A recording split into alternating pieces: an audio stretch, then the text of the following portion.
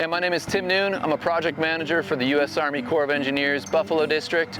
We're out here at Freedom Park on the Niagara River today for the Emerald Shiner Passage project that effectively looks to restore passage for emerald shiner, a very small minnow fish that formerly was prohibited from swimming upstream in the Niagara River due to the speed of the river here. Emerald shiner are the base of the food web for a lot of different things in the Niagara River and in Lake Erie. Everything eats them, so the health of all of those populations of birds and different types of fish depend on healthy emerald shiner populations. The basic fundamental of the emerald shiner fish passage are these baffles, which are sort of trapezoid-shaped steel blocks that stagger out from the river wall. And they stick out in a way that was specifically designed to slow the water velocity.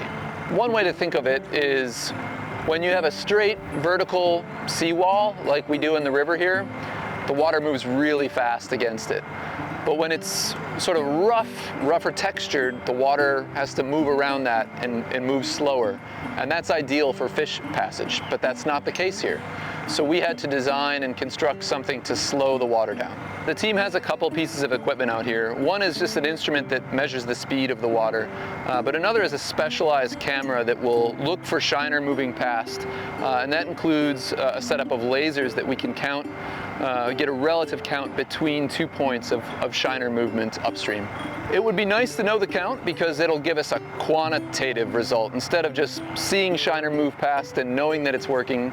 You know, having an idea of the amount can help us to feed information into kind of population studies and an overall understanding of how healthy the shiner population is. This is an active construction project that we are delivering for results to these emerald shiner today. And this comes from us understanding a problem that existed, being able to mobilize relatively quickly to design a solution, get it to construction, and get it out here built on the ground.